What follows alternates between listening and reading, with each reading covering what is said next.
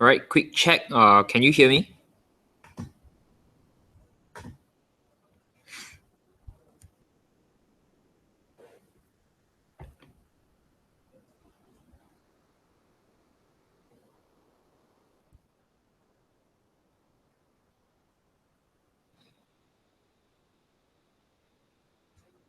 Okay, cool.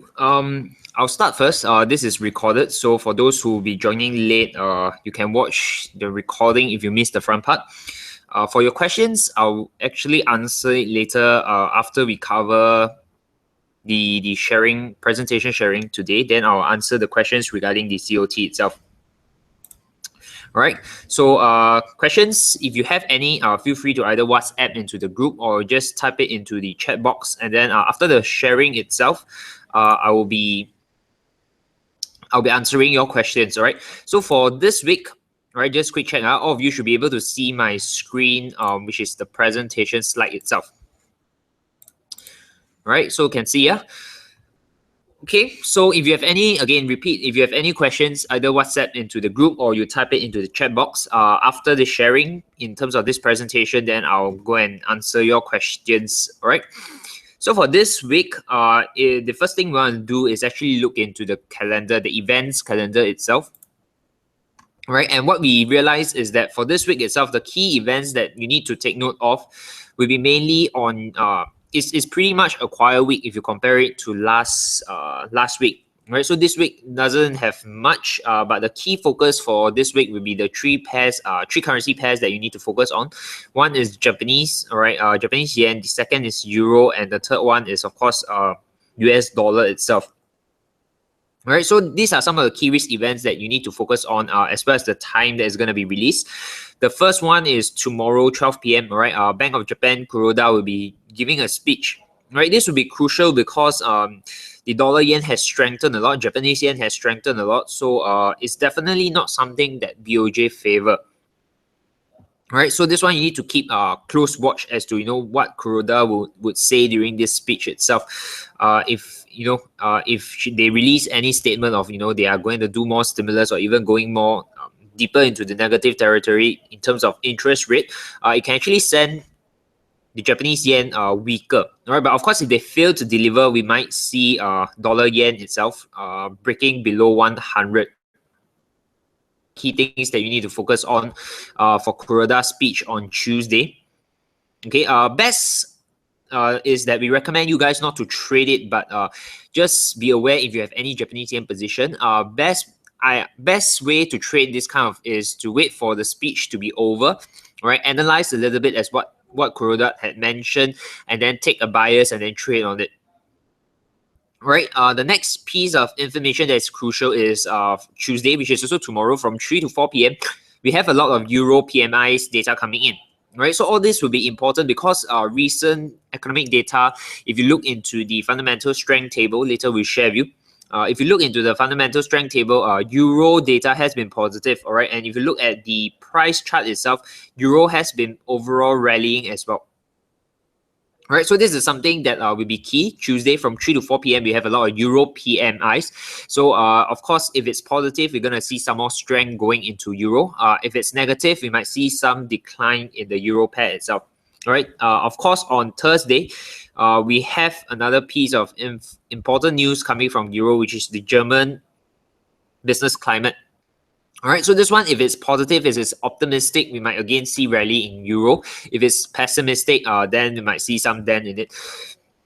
Then the next, the last, before this week end, all right, we have the last piece or last few pieces of news that is important, that is related to dollar. All right, Thursday, 8:30, we have US core durable goods. And then on Friday, we have the prelim GDP plus Yellen's speech. All right, and then of course, this week itself, we have the conference as well, the symposium. All right, so these are important events for dollar because Yellen might give some hint as to whether the rate hike in 2016 is still something that they are looking at, or will she kill off the idea, or in sense that there won't be a rate hike. All right, so this is key information that you need to take note of, especially for dollar itself. Okay, so of course, with this in mind, all right, because of the news and the risk events that's happening for this week, the three pairs that you want to focus on is, of course, Japanese yen, all right, US dollar, as well as the euro dollar. Okay, so these are the three main focus in terms of currency that you need to keep a lookout for this week itself. And if you look at the fundamental strength index, all right, you look at Aussie, it's still overall weak, all right, but this is a little bit complicated in a way because we are currently in a risk-on environment. So fundamentally Aussie is still in a weak side, but because of risk environment being risk on, our risk appetite is high, people might still buy into the Aussie dollar. Right, but of course the clearer one over here is New Zealand dollar. Right, because the fundamental of it is really strong. We can see that last week data is also improving quite a bit, and couple this with sentiment coming in from risk environment, it aligns very well. All right, and if you, because just now we just take a look at Kiwi dollar, right? It just rallied a little bit, right? So if you look at it, overall it's a pretty nice opportunity for you to long the Kiwi itself. Okay, Canadian last week data is really bad. This one, the tough part or the complicated part here is because even though the Canadian economy is bad, right? But the oil market is pretty strong. So this one you need to take note of it. Japan itself is not really on fundamental, so this one not much to look into that, but it's really on what Kuroda has to say tomorrow itself. Then for dollar, if you look at the FSI itself, last week data has been very bad. So overall, the short-term sentiment for dollar is bearish. But again, Friday, if Yellen gave a very hawkish statement and say that they might still have a potential of increasing their interest rate in September, that might give a new bullish sentiment towards the US dollar itself. Okay, and of course, just now I mentioned about euro. If you look at euro, the overall economy is in an expansion mode. All right, it's in the green. And if you look at the week-to-week change as well as the monthly change, they are all in positive territory. All right, so overall fundamental, we are seeing some improvement in the eurozone. All right, so the key data coming in on Tuesday, which is tomorrow, for the PMI as well as the German IFO business climate will be key, and see whether it will be supported. Okay, pound is interesting because last week the data coming in was very positive. Okay, but if you compare fundamental plus the sentiment in pound, it'll be actually conflicting because of Brexit. Sentiment isn't really positive as of now, but the data seems to be pretty strong. Right, so with that, you might want to just select those currencies that are pretty clear cut. Right, for example, euro.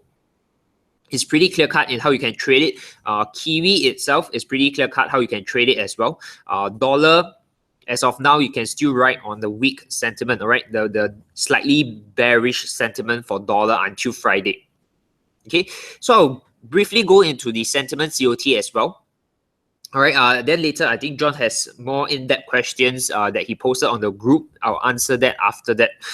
All right, so if I just want to, if we focus on the two currencies that we talk about, all right, euro and yen for this week, I want to walk you through, euro, you look at the net changes in terms of position.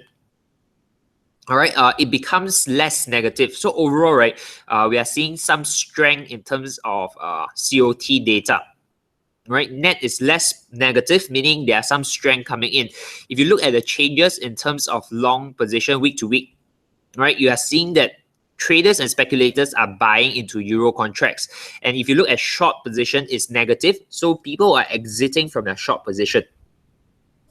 All right, COT index over here is currently clocking at 44.83, meaning it's roughly in the middle. So if you are looking at COT index, it's just indicating that there's still upside room that euro contracts can go, and also there's downside room. Basically, it's like in the middle. All right, but this changes from week to week is very clear. All right, euro, there's long position increasing and short position decreasing. Okay, so overall, it's also complementing the fundamental aspect of euro, which is in improving. All right, so this gives a bullish sentiment towards euro itself. All right, and if you look at yen, the net position overall is very positive, meaning overall there are a lot of long positions in the Japanese yen itself. And if you look the week to week changes for long and short, long is positive, people are still adding on to their long positions, and short week to week is in negative, meaning people are exiting from their short. All right, but if you look at COT index, right, is actually at 92.65 already, so it's pretty close to the highest index, which is 100. Okay, but this index just telling you that, you know, compared to the past 3 years, what is the current standing of your overall net position. All right, so this 56,000 net is telling you that it's currently at 92 in terms of a 3 years position. All right, so it just to show you how much room it has historical to move up. All right, so if it's 92.65 means it's almost like at the maximum long position it can go. All right, so you need to be careful because chances is that it might reverse from here. All right, so it's not like a guarantee thing, it's just a possibility. All right, so this tells us that Euro sentiment in terms of COT is bullish. Japanese yen's COT sentiment is also bullish. Okay, so if you couple all this and put it into a weekly directional bias, all right, our Euro is slightly bullish. The main summary over here is because overall economic data in Eurozone has been positive and the recent risk-on environment, we might see more upside potential for the Euro. Okay, so basically it's on sentiment and fundamental, both give slightly bullish sentiment on the Euro. Japanese yen, we are neutral, all right, simply because it's not clear as of now because Kuroda can actually say anything and shift the entire sentiment for Japanese yen. All right, so the summary for Japanese yen you need to take note is it has been very strong in the past 2 weeks, all right, but this isn't coming from the support of fundamental, it's mainly riding because of sentiment. So BOJ's speech, which is tomorrow 12 p.m. will be very important because, you know, whatever Kuroda say can easily just shift the entire sentiment on yen. So the best recommended move is to just stay away until after the speech, right? And then once you analyze whether the speech overall is bullish or bearish, then you take a side for Japanese yen. Dollar, we are slightly bearish because last week data on dollar is very bad. And then because of this, it has diminished the possibility that there will be a rate hike in 2016.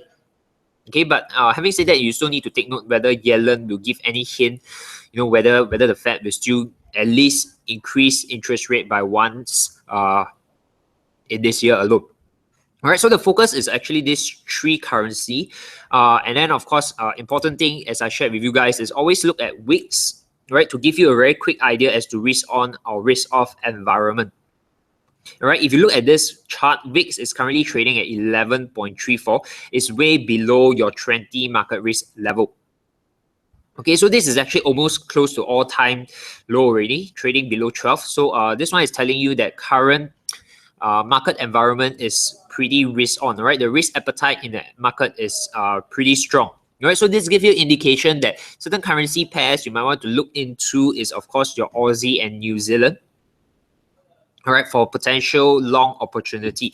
All right, but just now I shared earlier is between Aussie and New Zealand, we favor to buy New Zealand more than Aussie. Okay, simply because the fundamental on New Zealand is much stronger. Okay, we also need to look into the dollar index. It's a very simple technical analysis. All right, dollar index has touched the bottom of this channel. So we are currently seeing a slight rally in the dollar itself. But technical is technical, all right? The more important part is on Friday itself what Yellen will say, because if Yellen says something hawkish, we can see this channel being supported and then price move higher. But if Yellen decide to call off and say that there's very little chance of she just call off the rate hike straight away, we can see a sell-off in the dollar very strongly. All right, so this is just giving you, this dollar index chart is just giving you a quick visual representation as to where the dollar is standing right now. All right, so for some of the potential setups that we have this week, right? The first one is euro dollar. Okay, let me just expand this. The first one is euro dollar, right? This is on a H4 time frame. So if you look into both, you know, combining fundamental and technical, this one complement and confluence each other pretty nicely. Okay, fundamental sentiment, we are bullish on euro, bearish on dollar, and technical, we have a structure setup. We have a structure setup coming in at 1.1205. Okay, so this is pretty nice. The next pair to look out for is, all right, so this is pretty clear cut. So the next pair to look out for this week is the dollar yen. After I share with you this presentation, I'll go over to the chart to share with you more of my top flow on dollar yen, because this is very interesting. We have more than one setup actually. All right, and I'll show you how we can play out the multiple setups when we face with all this situation. All right, but this is a very simple H4 potential bearish back pattern.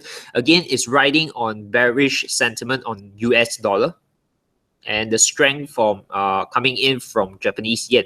All right, but if you decide to trade this, our recommendation is do not put a pending order. All right, because Kuroda can easily move the market tomorrow. Just keep an eye on this. Don't put a pending order. But if you, of course, after tomorrow news from BOJ, right, and you see a nice price action, then only you enter from there. Right, so the best recommended move is not to put any pending orders for yen. All right, New Zealand Kiwi, again, if you couple this with fundamental, this one, even though euro is overall bullish as of now, all right, slightly bullish, our sentiment is still towards selling the euro New Zealand, is because overall New Zealand is still stronger than euro. All right, not just in terms of fundamental aspect, but also in terms of the risk appetite. All right, New Zealand has a higher yield. That's why it's more during risk-on environment, Kiwi might strengthen more than the euro itself. All right, and if Kiwi strengthen more than euro, we'll see this pair drop further. All right, that's why technical-wise, we are looking for a sell in terms of euro Kiwi. All right, this is a simple cipher pattern completion around the 1.5725. All right, and of course, if you look at commodities, silver. All right, we have a butterfly pattern completing around the $18.75. All right, in terms of commodities, we don't have any insights into the fundamental of silver or gold. But what we can share is mainly commodities is really on technical aspect for us, and because this is silver coupling with US dollar, right? So of course, the strength and weakness of US dollar will also move this currency pair. All right, so if we are bearish on US dollar, we do expect the silver to actually go higher once this butterfly pattern completes. All right, so that's the few pairs that I want to share with you in terms of this quick sharing on this presentation. What I want to do is I'll go over to the chart to share with you more about two currency pairs. All right, mainly dollar yen and then Kiwi dollar. All right, then after that, I'll answer the questions that you have. All right, so let's go over to the chart. All right, let me share with you in terms of dollar yen first. Okay, so if you look at dollar yen, it's interesting because what we have over here. Okay, let me just remove all this. Okay, let me use my MT4 instead. Okay, if you go over to MT4, what I want to share with you is when you face with multiple setups, right? So if I clear this, okay. So the first thing again, if you check out the charts, all right. First thing you always want to do is identify what's happening, whether is it in a trend environment or is it in a range environment, all right. So if you look at H4 time frame, basically for the past few weeks is past 2 weeks is actually dropping, right? It's in a downtrend, but right now what's happening over here is currently trading in a range. All right, of course, if you go into H1 time frame, you are looking at the range itself. So what I want to do is if currently price is in a range environment, high tendency is that you see a lot of patterns, advanced patterns setting up. All right, and if I drop to H1, it becomes even clearer because we have multiple patterns coming in. All right, so if I take this swing, all right, I start with the smaller one first. I actually have this one, all right, which is a W shape. Okay, you can see that this entire pattern is almost close to completion. But if I pull in my FIB, price actually just missed off a little bit. All right, this this X to A, B comes in at 50% retracement. So it's a bad pattern completion at 88.6, right? Which is your 101 price level is at 101, right? But you can see price never really go up towards that level, and then it starts to come down already. All right, so this is one small bad pattern over here. And then if I start to take a bigger swing, all right, so if I clear this off, all right, and if I take the bigger swing from here to here, all right, I also have another pattern, right? Because this time round I'm looking at a bigger one. Okay, so it's also a bad pattern if I'm not wrong. Let me just quickly check with it. Okay, so if I pull this from X to A, you can see the price retraces, touches the 50% retracement, but not the 618. Okay, so this is actually a bad pattern, and it completes at the 88.6. All right, so it completes at this area. All right, which if you look at the price is at 101.96, so it's very close to 102. Okay, so if you have two kinds of setup, all right, so basically one completes at 101. All right, one completes at 102. When you face with this kind of setup, how do you deal with it, right? So there are a few ways, again, how you can deal with all this scenario. The first scenario is you want to look at the stop loss. All right, so if your first trade idea, the stop loss, and your second trade idea, the entry point is different, then what you can do is you can take these two trades as independent trade. All right, so basically just now we have a smaller bet over here. Let me just draw in. Okay, you have a smaller bet over here. Okay, and if you look at this bet stop loss is slightly above your X point. All right, so maybe your stop loss is over here.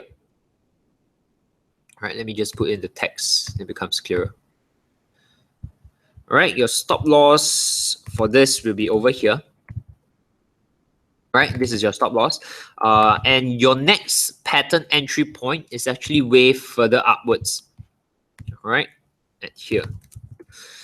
Okay, so if your stop loss and your second idea, your second trade idea, the entry point is different, that means it's not very close together, you can take these two trades as independent trade. All right, meaning this is one idea, the other bigger pattern is actually another idea. All right, and then of course, the ideal situation is of course your first trade.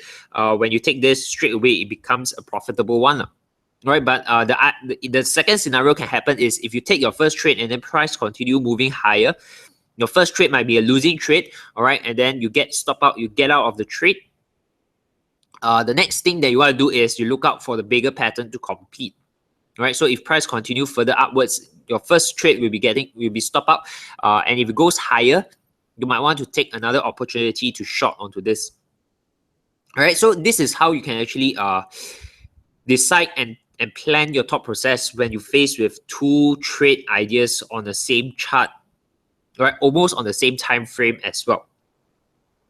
Okay, so I hope this is clear for those who sometimes when you do your own analysis and you face with different ideas, different trade ideas coming on the same pair on the same chart. All right, so your thought process can be like this. You take it in terms of independent trade ideas, all right, and then you take both of it. All right, and of course, if those who are more conservative, that means you are not very aggressive kind of trader, right?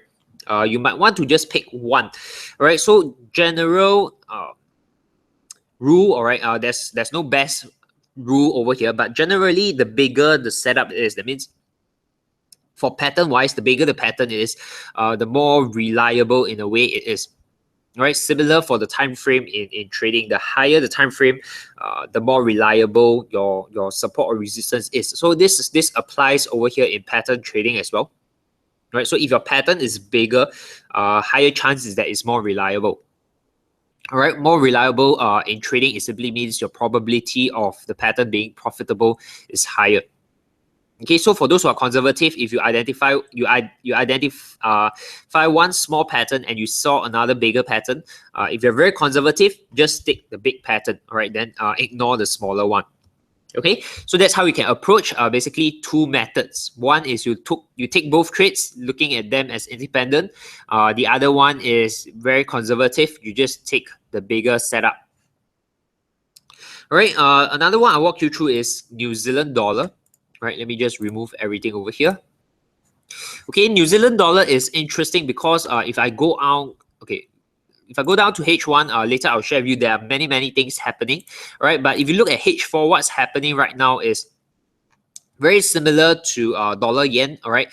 For the past 2 weeks, it has been rallying, right? But right now, it's actually around this region, consolidating, right? It's not breaking new high, yet it's also not really breaking new low. Right, so what it's doing is currently is moving in a sideways, right? So again, when it's ranging, we do see a lot of patterns coming in, right? And this is exactly what's happening in New Zealand dollar. All right, so if I go down to H1 time frame, all right, very quickly for those who are who are practicing, right, how to analyze chart using pattern, you should be able to see quite a bit of pattern W and M shapes coming in already. All right, again, if I focus on the smaller one, you can see this is forming. All right, you have a M shape over here. All right, this one has been completed earlier this morning. All right, if I pull in my Fibonacci tool, it's actually a potential, it's a completed Gartley pattern. All right, from X to A, you can see your B point comes in at 61.8. Right, that gives you a Gartley pattern. So Gartley pattern, we don't trade the 786, but what we do is we pull in our Fibonacci tool to find extension. Okay, so if I delete all this, you can see my extension is at 127. Right, so this is where the entry point will be. Okay, and you can see price rally after that. Right, so this trade itself, if you have taken it, all right, you would have hit TP1 already. All right, it has hit TP1 over here, very close to TP2. Okay, so this is one setup. So what I want to share with you is there's many setups happening right now. Okay, so if you are quick enough, you can even see a potential cipher pattern forming. All right, over here. Okay, you can see this potential cipher pattern forming. Okay, and if I pull in my Fib from this X point to my C point, all right, cipher pattern completes at the 786. All right, right over here. So how do we, when we start to identify, you know, there are patterns again, and then patterns forming after another pattern, and then there's another potential pattern after that. How we can play out all this scenario is that just now, below, all right, over here, we enter a buy based on a bullish Gartley pattern.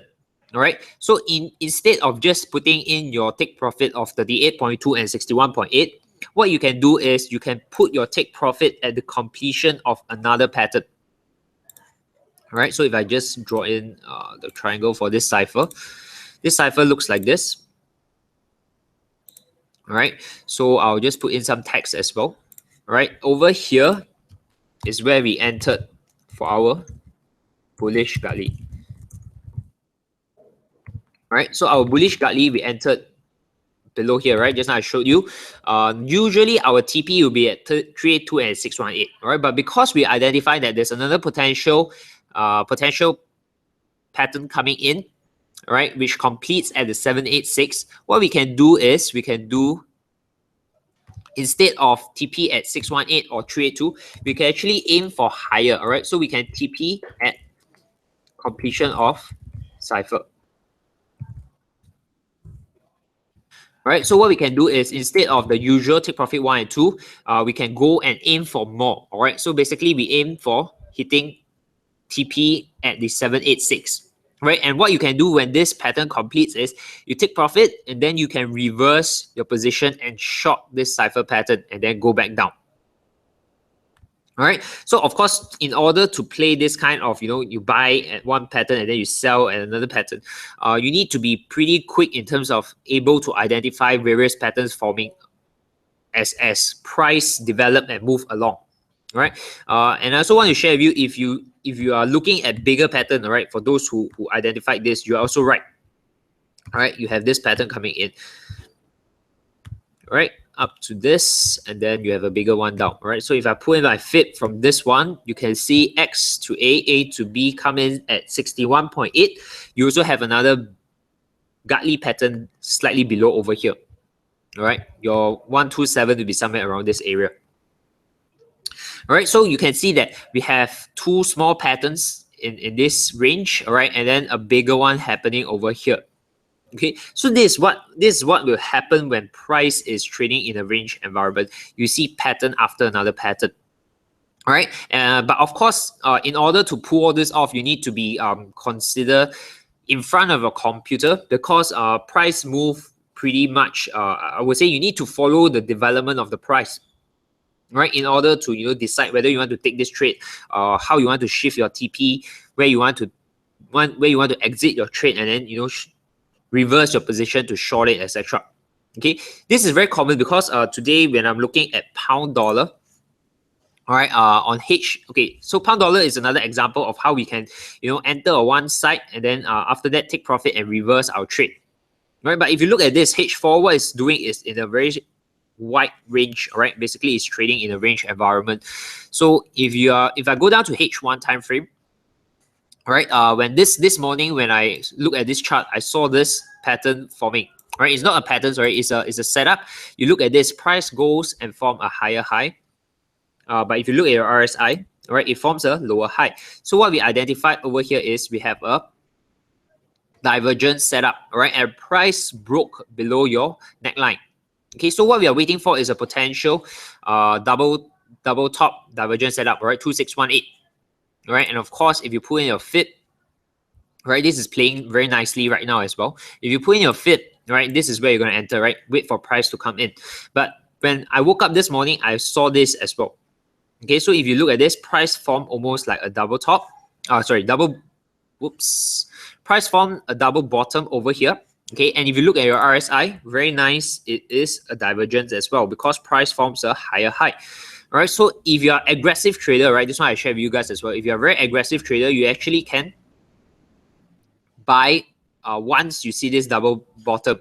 All right, this double bottom, and you see this bullish candlestick over here, you can actually buy the market. Okay, so what I did on it is I actually bought into pound dollar over here this morning, very early this morning.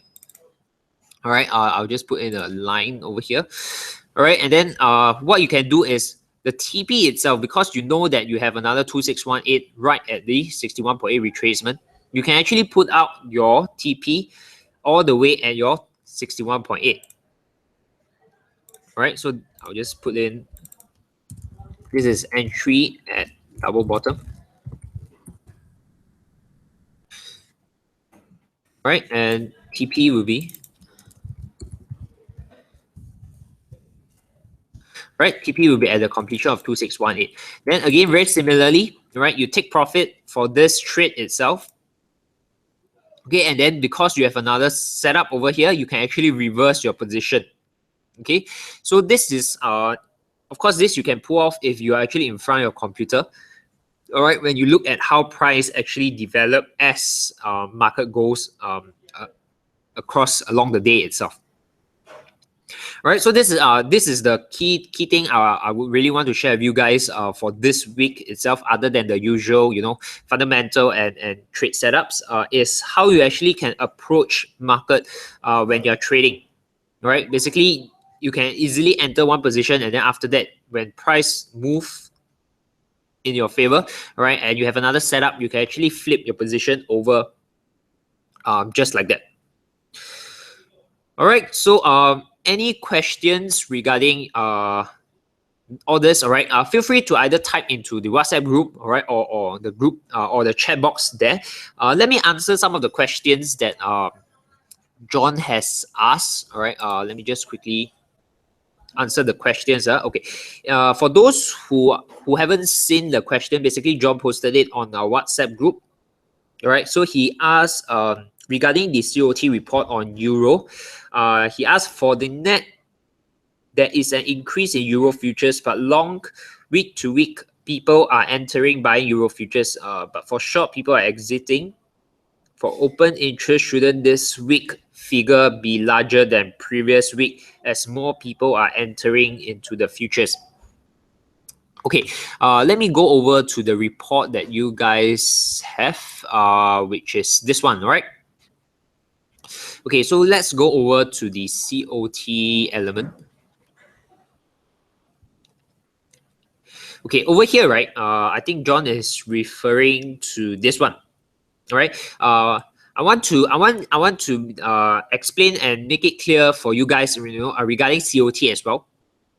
Just a recap for those who are still know about it, right? For COT, basically there are three types of information that you can get. All right, one is commercial, one is non-commercial, and then the last component is actually the non-reportable. All right, so basically what we are interested at is the non-commercial component of data, right? But your open interest is actually a capture of all three components. That means open interest here includes commercial traders, commercial positions, as well as non-reportable. All right, so the net long week to week and short week to week that I show over here is just the non-commercial component. But open interest, we have no way of separating them. That means open interest tracks all position. All right, so the thing is, if you look at just non-commercial, the net itself increased, all right, by about 6,000. But if you look at your open interest actually dropped. Okay, this can be explained because maybe the non-commercial position has decreased overall, or even the non-reportable position has decreased overall.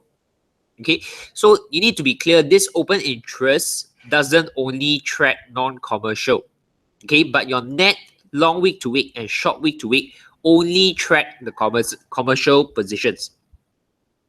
All right, so this net position over here, increase or decrease, might not be directly correlated to your open interest increase and decrease.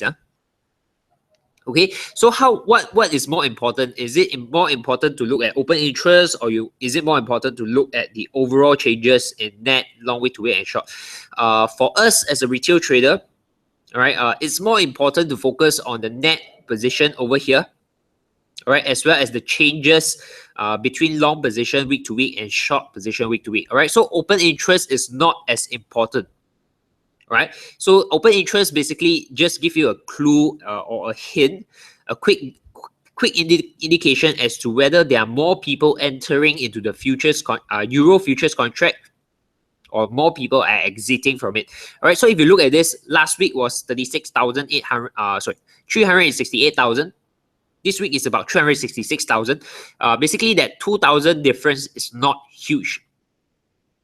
All right, so basically, it's not significant change. So that one doesn't matter. That means it's not important because it's a small change only. All right, so if you look at this, Aussie, all right, last week was 102,000 last week. All right, but this week is 112,000. Okay, that's an increase of 10K. Okay, that's huge, right? Because it's significant increase, right? So this is important. That means there are a lot of traders or a lot of positions coming into the Aussie futures, and that can be explained because it's actually risk-on environment. People are piling onto Aussie. Okay, so that can be explained like this. Okay, but if your change itself, for example, like pound, the change is 243 to 248. That 5,000 increment is not really significant because it's actually very small in terms of the total open interest that you see. Okay, so if the change is small, then it's not significant. But if the change like Aussie over here is huge, right, then it becomes significant. All right, so John has another question. For pound, shouldn't OI this week be smaller than previous week as more people? Okay, I think this is the same, right? Just now I explained to you, all right? OI, open interest over here is a compilation of non-commercial, commercial, and non-reportable. Okay, so it's not directly reflected on this changes in the net. All right. For yen, all right, another question John has is for yen, generally at what percentage figure in COT index would there be a major reversal in trend?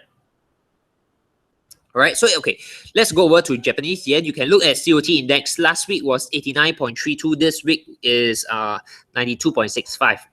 All right, so what you see over here is COT index actually increased from last week to this week.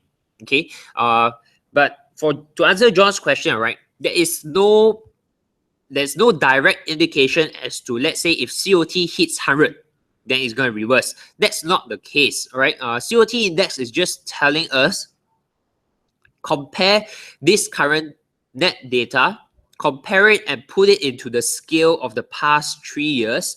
Where is this data standing? All right. So if it's standing at, okay, let me give you, use pound as a clearer example, all right, because it's very clear now, it's 0. Okay. So if COT index is 0, it simply means that for the past 3 years, this current net position is the lowest it has went. All right. So again, repeat, COT index 0 means for the past 3 years, this position of negative 94,000 is the lowest that we saw in the past 3 years. Okay, so if it's 100, if COT index is 100, it means the opposite. Okay, so if COT index is 100, it means that your current net position is the highest in the past 3 years. Okay, so it's used as a historical information in a way that is telling you that, oh, this current position is actually all-time high or all-time low. Okay, it's just telling you that perhaps you might see a reversal, right? It doesn't mean that definitely it's going to reverse. Okay, so I think that should answer your question as to whether there will be a major reversal in trend. Again, all this data doesn't move the market. Okay, it is the central bank policy. It is the fundamental that is going to move the market. All right. So again, what will move or reverse the Japanese yen is not your COT index, it's not your technical chart, but it's rather what Kuroda will say tomorrow. All right, whether it will reverse or not is really dependent on what is the fundamental outlook, right? What the central bank decide to act upon. Okay. Any questions that you want to clarify on top of all this? When you spot 2 patterns, okay, we have another question over here by Vincent. If you spot 2 patterns in a pair, how do you manage your risk to reward? Okay, to answer this question, there are 2 scenarios that I share with you, right? How we can deal with it. Right, the first scenario is, of course, you take the trades as independent trades, you take both of it. The second scenario is you only take the bigger one. Okay, so I think the second scenario is pretty clear-cut, meaning if you take the bigger pattern, you just trade one. So you just manage your risk to reward accordingly. Should the fundamental be the priority? Right, so Wizard asks, if you have 2 patterns in a pair, okay, maybe I use an example. For example, we take, let me just take this. Okay, let's take Kiwi example so it becomes clearer. Okay, so we have context and then we can discuss more from there. So I think Vincent is asking, right, if let's say Kiwi, our fundamental bias is our fundamental bias and our sentiment bias is actually bullish. So we are looking for buying opportunity, all right? So if in this case, bullish gutly will buy.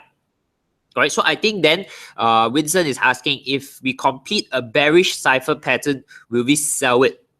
Okay, so of course, if it goes against your fundamental and sentiment, right, you might not want to trade it. All right, but of course, if you are very aggressive, all right, meaning you might want to take a slight chance of possibility that you might make money. All right, if you're a very aggressive kind of trader, you might still want to take it, but of course, take it with very cautious approach, meaning there are 2 ways you can do it. One is you want to have more confirmation for this completion, meaning you want to perhaps see a pin bar form. Right? When this pattern completes at this 786, you want to see a pin bar form before you enter. Right? And when you enter, you might want to enter just maybe half the percent of your whatever you are risking normally. So if let's say this bullish gutly, you risk 2%. Right, and then you see that, oh, there's another bearish cipher pattern, but you see that the fundamental sentiment on Kiwi Dollar is actually bullish. That means technical and fundamental doesn't come together. You might want to cut your risk to half of it. So instead of taking the usual 2% risk per trade, you might want to just take 1% for this bearish pattern. Right, so that's how you can manage your risk to reward in terms of aligning fundamental together with technical analysis. All right, but of course, if you are trading, let's say, just now we went through dollar, right? So if you have a smaller one here and the bigger one here, both are bearish pattern, meaning both are selling it, and both of it are aligned with your fundamental and technical. You can actually take them as if it's independent trade, meaning this one, this small one, you might risk 2%. The bigger pattern, you might also risk 2%. Right? I think the challenge comes is when you have, like, for example, Kiwi Dollar. Right, when you have one buy and then one sell, how do you deal with it? All right, any questions? Is it clear for you?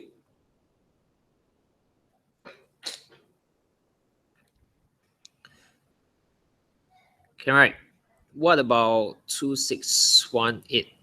Okay, so we use another case study from pound dollar. All right, so this is a classic one. All right, so you see there is a divergence here, you have a divergence here. Okay, and so happen that this double bottom has also completed. Okay, so if you are pulling my fib again, we have another 2618 coming in here. Okay, so if I do this, another 618 here. All right, so if you want to combine and find confluence between technical and sentiment as well as fundamental, the same thought process goes into it. Meaning, if you look at pound dollar, all right, pound we are slightly bearish, right? Dollar we are also slightly bearish. So in this case, it's almost like neutral if you look at fundamental. Okay, but let's just take a stand so that we can explain this clearer. All right, so let's say if we are bearish on pound, bullish on dollar. Okay, so basically overall in pound dollar, our directional bias is bearish. Okay, so if overall our directional bias is bearish, right? This here, this double bottom divergence setup here is actually going against your fundamental. All right, so if it's going against it, so they are again the same approach. You might want to wait for more confirmation in terms of price action. You might want to see a pin bar forming before you enter, or you might want to reduce your risk. Meaning, instead of the usual 2% risk per trade, you might only want to take 1%. Okay, and then if it goes up over here and forms your completion of this bearish 2618, and because it's a bearish setup and it goes again together, right, in confluence with your fundamental, then you might want to take this trade in full risk. That means 2% of your capital when you want to trade this bearish divergence. All right, so if let's say price you shorted here because of the 2618, and if price comes back down, right, you face with this bullish 2618. Right, so how you can deal with it is, of course, if you are those that is very actively managing your trade, okay, you might want to close at least partial profit, right? Take partial profit, move your stop loss to break even. Okay, because price might do just like this. It might just bounce up and down in this region. Okay, so if price does like this, at least you are protected. Okay, but of course, the other thought or the other thought process that you can have is that because the overall fundamental and directional bias of this pair, if let's say it is bearish, right, then you might want to ignore this because you know that fundamental and technical for this setup overall is telling me it's bearish. This might just break through. Okay, so there are few thought process that can actually go in your trading itself. Okay, if you're more conservative kind or more protective kind of trader in terms of your capital, when price comes down and touches this 61.8 of your bearish of your bullish divergence, you might want to take partial profits out of the trade, right, and shift to break even. Shift your stop loss to break even. But of course, you are those that is very aggressive and you want to go for more profits. You might just want to keep this trade and let it run further lower. Okay, so there are many ways that, actually not many, but there are few ways that you actually play with it. Again, it really depends on what style you want to adopt. Are you more of the aggressive kind or are you more the conservative kind of trader? All right, any other questions? Is it clear for you? Okay. All right, the rest, any other questions you want to clarify?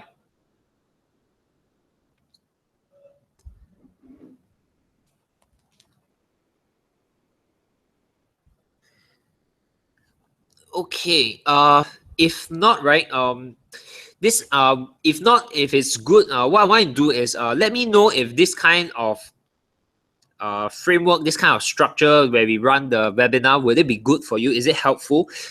Give us some feedback, because we are not sure if, you know, by sharing with you all this, does it help in your trading? Does it assist you in developing, you know, your thought process and everything? So let us know how else we can actually benefit you, so that we know where we can work on. If it's good, we'll continue doing this for subsequent weeks. All right, meaning we'll do a presentation, and then after that, I'll share with you some of the key charts that we'll talk about, and then we'll tackle some questions that you guys have. All right. The next thing is to let's firm up a day where we can meet up. All right. So see if you can do it this week on the 26th. Okay.